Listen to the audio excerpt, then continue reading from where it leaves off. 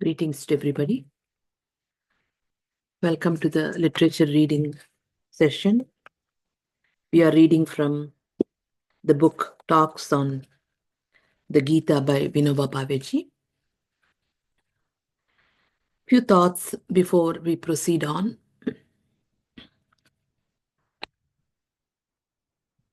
Remembrance is born out of contemplation.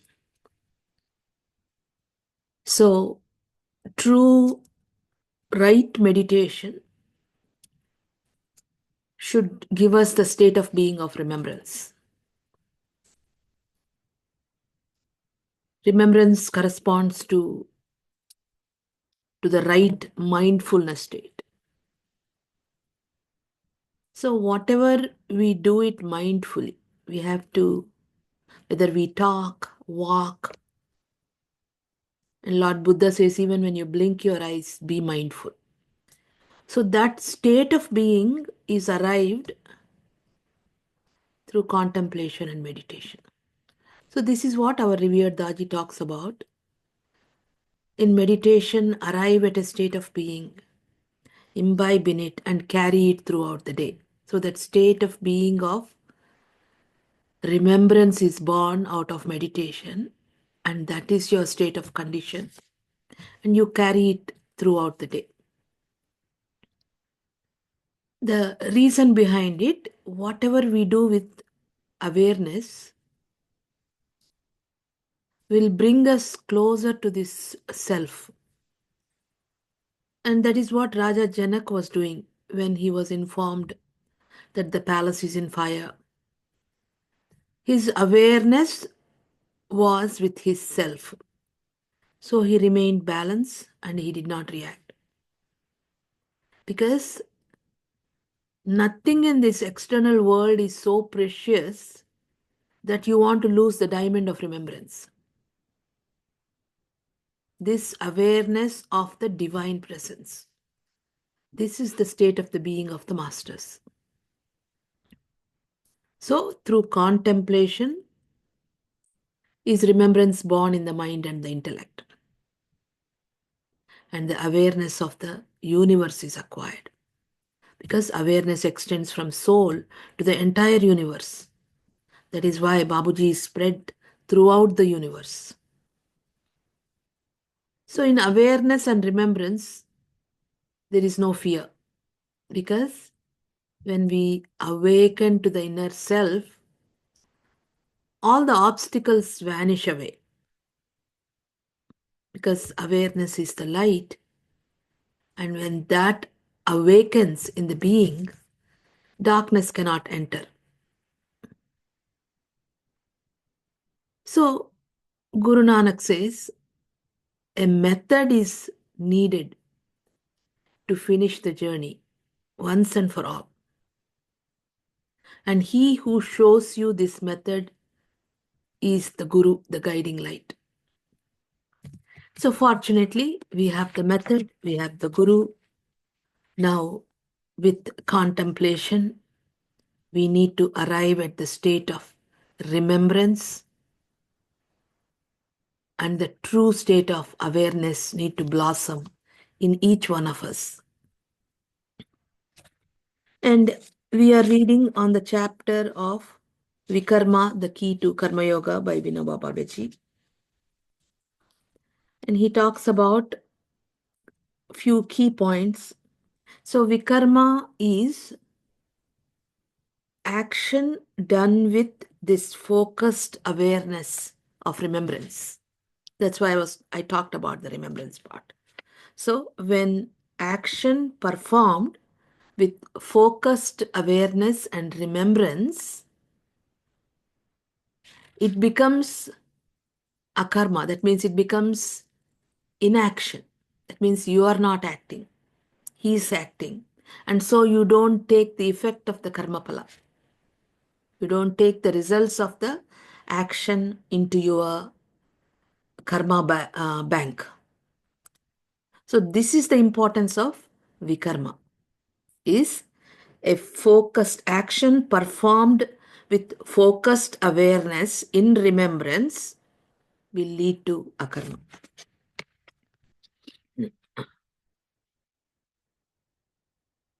So, performance of Swadharma, duty, will be a dreary affair without the warmth of feelings in the heart.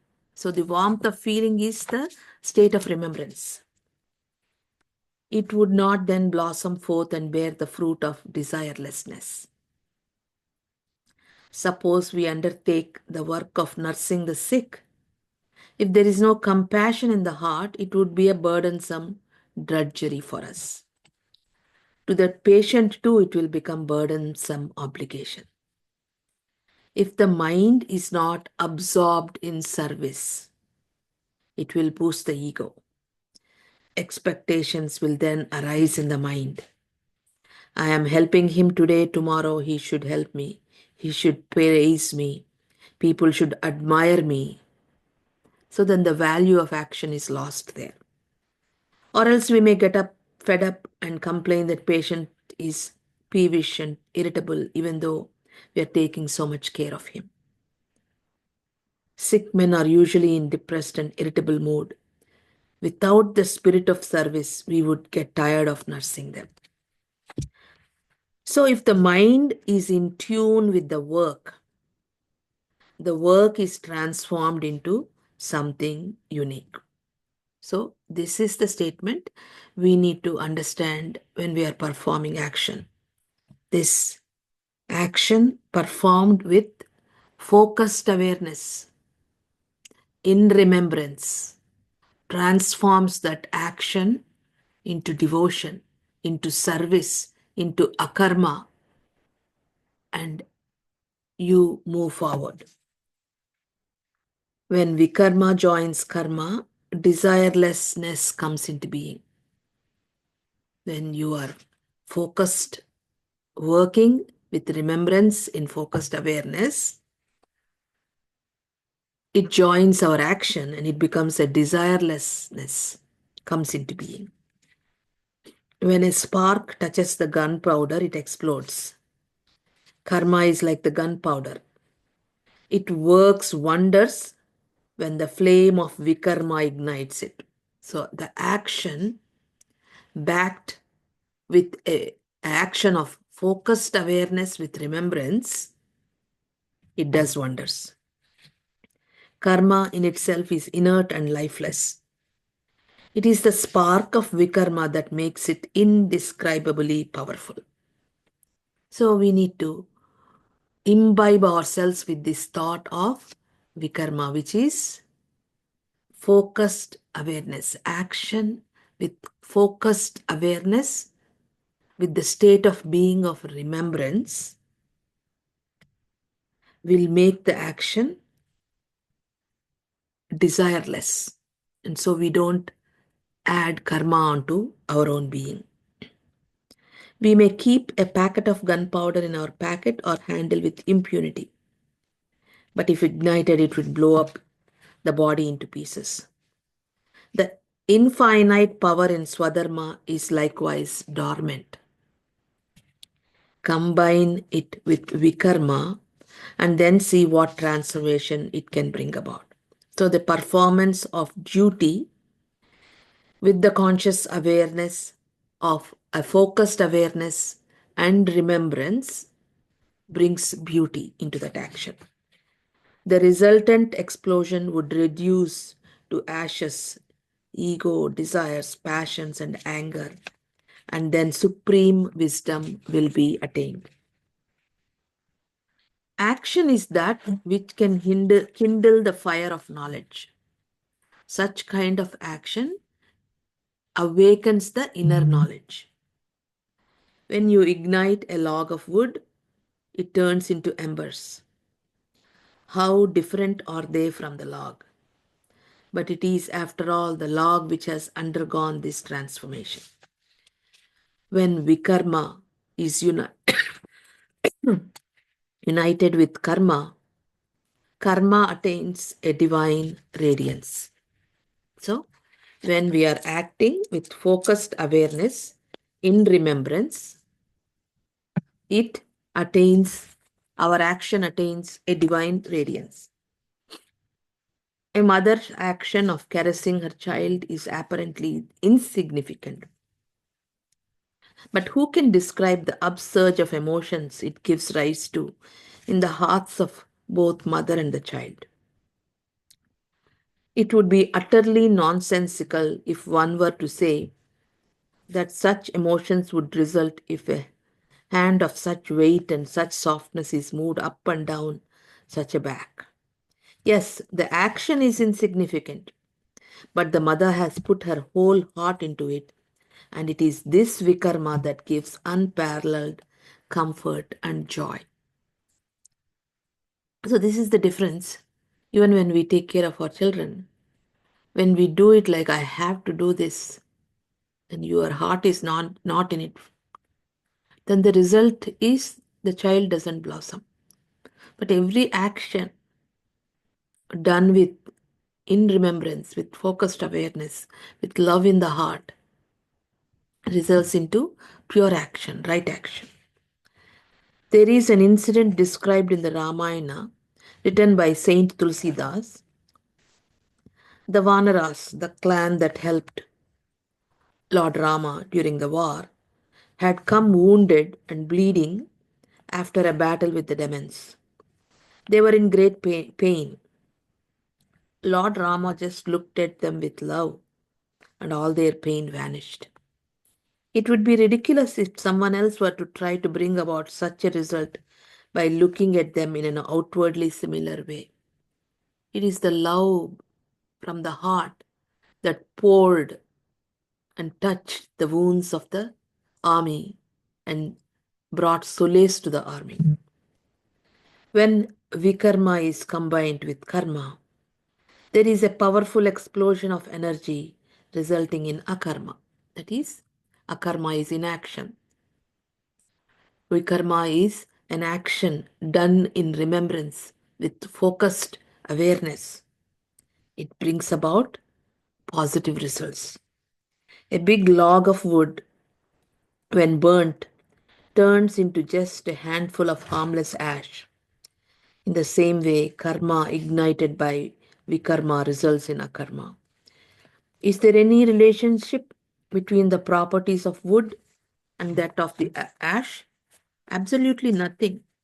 You can collect the ash in your hands and merrily smear it all over your body without harm. But there is no doubt that the ash has come out of the burning of that log of wood. When vikarma is united with karma, akarma results. What does it mean? It means that one does not then have the feeling of having done anything. Desireless action, actionless action. Action does not weigh on the mind of the actor. So, this is where, when soldiers are performing their duty, swadharma, in the war, the soldiers have very powerful mind. That is why they are able to fight the war. So, when they are performing their action with a focused awareness, with remembrance in the heart, that result of killing doesn't come into their karma bank account. We act, but still we are not the doers. As the Gita says, you are not the slayer even if you slay somebody. A mother may give a thrashing to her child, but the child will still turn to her for solace. He would not do so if you were to thrash him. It is so because the mother's heart is pure. Her action is totally devoid of any self interest. Vikarma, or the purity of mind, erases the actionness of the action. Infused with the inner Vikarma, Lord Rama's action of looking at the Vanaras became a sheer outpouring of healing love. And it did not tire Rama a bit. Action performed with pure heart is free from any attachment. There is therefore no question of any sin or merit remaining as a residue after the action is over. This is where functionaries need to learn in our mission. It is not ours. The Lord has given us the potency. He has empowered us.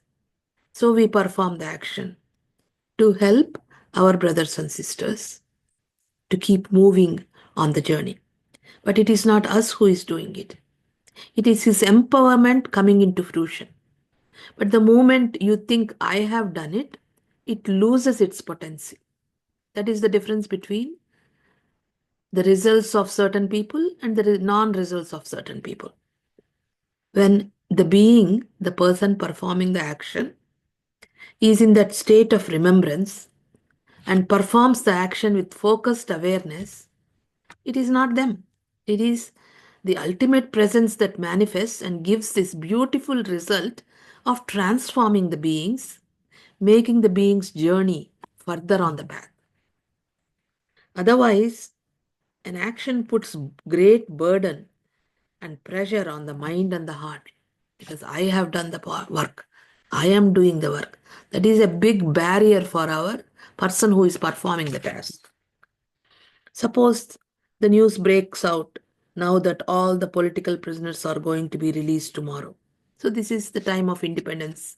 So, he's giving that example. Imagine the resulting commotion. We are always agitated and strained with anxiety by actions, good or bad. Action engulfs us from all sides. It catches us by the scuff of our neck. Just as the sea waves dash against the shore and make channels into it, the forceful waves of karma enter the mind and agitate it. Dualities of pleasure and pain are created. Peace of mind is lost. Even after the action is over, its momentum remains.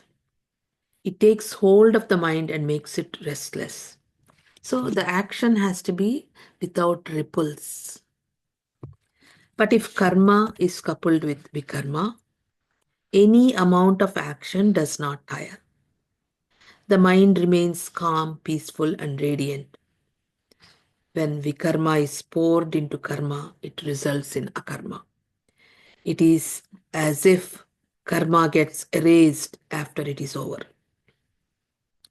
This art of karma should be learnt from the saints. How does karma become akarma? From whom can we learn this art? From the saints, of course.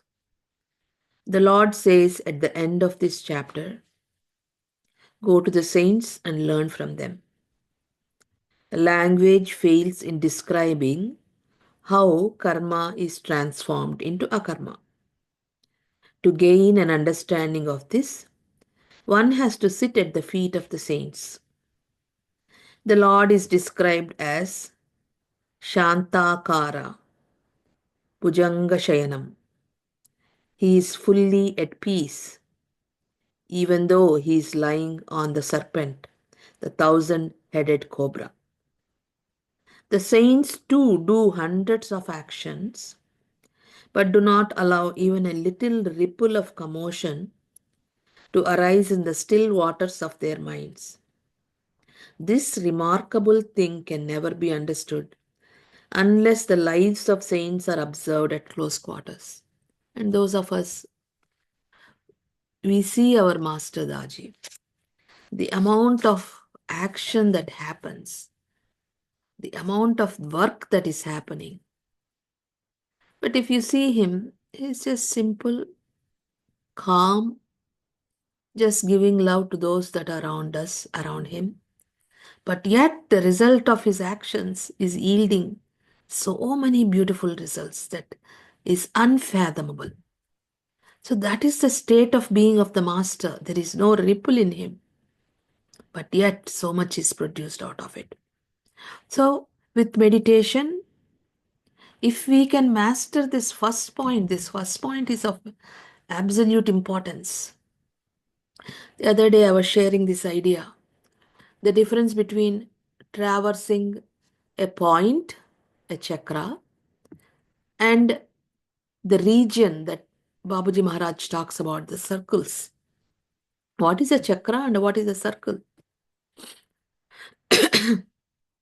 The chakra has embedded in it the entire essence of the region, the entire circle. So we are made to traverse within the chakra, so the journey is fast. But to achieve mastery, we have to journey the entire region. That is why the difference between the master and us. We just traverse the chakra and we are moved forward and we are happy and content that, oh, I've crossed the first point. I've crossed this point. But the true mastery lies when we traverse the entire region. Take time to meditate thoroughly with the intention that I'm traversing this entire earth. The first point is equivalent to the first ring. That is the difference between the chakra and the region. And if you want to understand in the mundane level, the Hinduism gives an example of Lord Shiva. He has two sons. There was a test to see who is greater. So the Lord Shiva gives the test, whoever traverses the earth 3 times and comes first to me is the winner. The oldest son has a vehicle and he flies around the earth. The youngest son is a chubby man, Lord Ganesha. What he does, he traverses around his parents 3 times and he arrives first. He finishes the journey. This is the difference between traversing within the point and traversing the entire region. But to achieve mastery, we have to traverse the entire region. So that is why the difference between the mastery and the balance of the master and the mastery and the balance of us. We get shaken up very easily because we haven't mastered it. We have only traversed the chakra. This is where taking extra time to meditate helps us. The saints too do hundreds of actions. See, Daji does hundreds of actions, but do not allow even a little ripple of commotion to arise in the still waters of their mind. This remarkable thing can never be understood unless the lives of saints are observed at close quarters. Nowadays, books have become quite cheap. There is no dearth of teachers. Education is widespread and cheap because everybody expresses, learn, you'll read a book, you express the thoughts. But is that your condition? Universities are liberal, doling out knowledge, but nobody seems to have assimilated it. In fact, the more one looks at the heaps of books, the more one realizes how necessary it is to sit at the feet of the saints. The knowledge encased within the thick covers of the books does not step out of those covers. I am always reminded of a devotional poem in this context. The high mountains of desires, passions, and anger bar the way to the Lord. Similarly, the way to knowledge is barred by the heaps of books. Although libraries are everywhere, man still seems to be an ape, ignorant and uncouth. There is a big library at Baroda. Once a gentleman was carrying a thick volume with a lot of pictures, thinking it to be an English book. When I browsed through it, I found it to be a French book. The gentleman must have thought that as the book was in the Roman script, had nice pictures and good binding, so it must be full of knowledge. Every year, tens of thousands of books are published in English. There is so in other languages too. With such spread of knowledge, how is it that man behaves so stupidly? Some say that the power of memory has weakened. Some say that concentration is becoming difficult. Some say whatever a man reads appears true to him. Some say that there is no time left for thinking. The Lord says to Arjuna, yoga will be far away so long as your intellect, confused by listening to different things, remains unsteady. So stop reading books and listening to others and surrender yourself to the guide, the Guru. There you would read the book of life. Your doubts will get dissolved by the silent, wordless sermons there.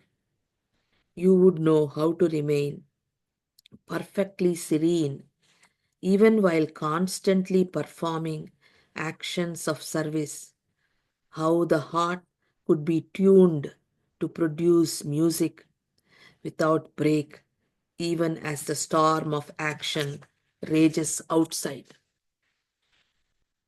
Vikarma is normally translated as wrong or forbidden action.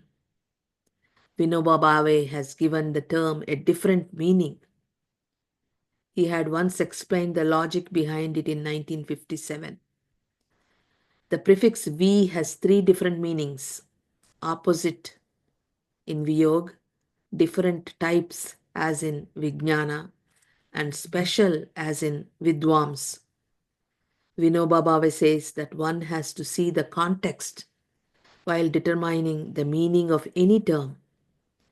It has been said in the fourth chapter that one should understand karma, vikarma, and akarma. Only then one can grasp the meaning of the principle of karma. This means that it is an introductory remark. The fourth chapter is going to explain them, but there is no mention of opposite karma. If vikarma is to mean opposite karma, such actions should have been mentioned there. Rather, different special actions which aid the performance of duty, the swadharma, have been mentioned from verse 25 to 32. And what does our experience say? Actions have been said to purify the mind. But do we find that actions alone lead to such purifications? They have to be complemented with other things.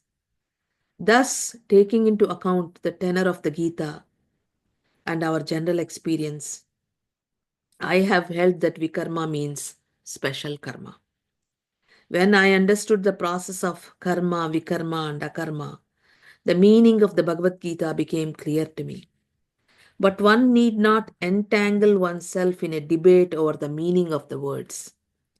If one takes vikarma to mean opposite karma, one should shun such karma. And if one takes it to mean special mental actions, focused action with focused awareness, with remembrance, one should shun such karma. And if one takes it to mean special mental actions which help in the performance of karma yoga, one should take up such actions.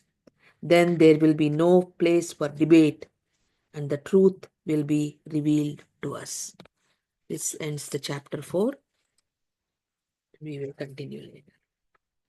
Let us all now meditate.